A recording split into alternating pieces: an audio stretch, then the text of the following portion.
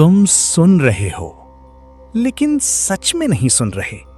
तुम्हारे कान शब्द पकड़ रहे हैं, लेकिन तुम्हारा भीतर अभी भी चुप है, सोया हुआ है। तुम बाहर से सुन रहे हो, और बाहर से सुनना हमेशा अधूरा होता है। जिस दिन तुम भीतर से सुनोगी, उस दिन मेरी बात खत्म हो जाएगी और तुम्हारा अपना अस्तित्व बोलना शुरू कर देगा। वही असली सुनना। साधारण चीज जो कभी की ही नहीं, अकेले बैठना। तुम्हें लगता है ये बहुत साधारण है, इतना साधारण कि तुमने इसे कभी गंभीरता से लिया ही नहीं। लेकिन सच क्या है?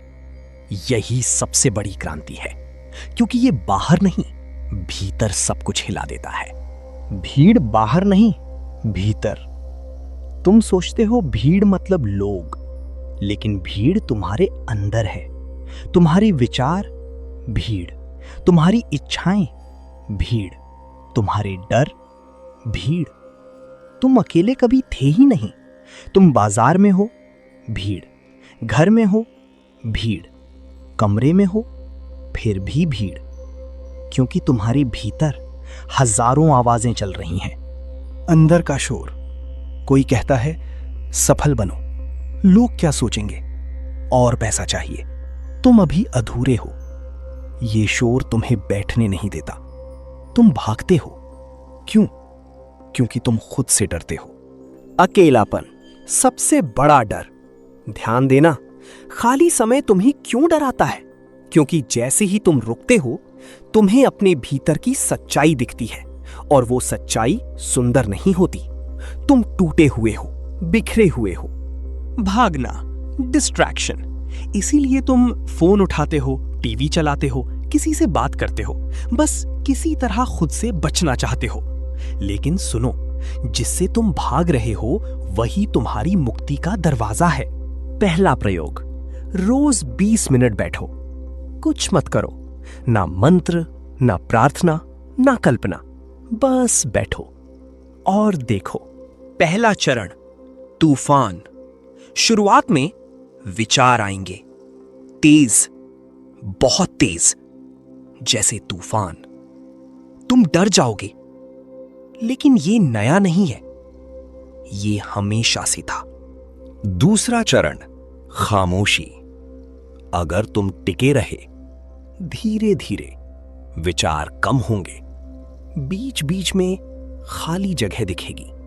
वही सबसे कीमती है। तीसरा चरण, अस्तित्व। एक दिन कोई विचार नहीं, कोई आवाज नहीं, बस तुम। और तब तुम्हें एहसास होगा तुम कभी अकेले थे ही नहीं। साक्षी भाव। पहले तुम कहते थे मैं गुस्से में हूं, अब तुम देखोगे गुस्सा आ रहा है। बस यही फर्क तुम्हें मुक्त कर देता है। विचार नदी के पत्ते।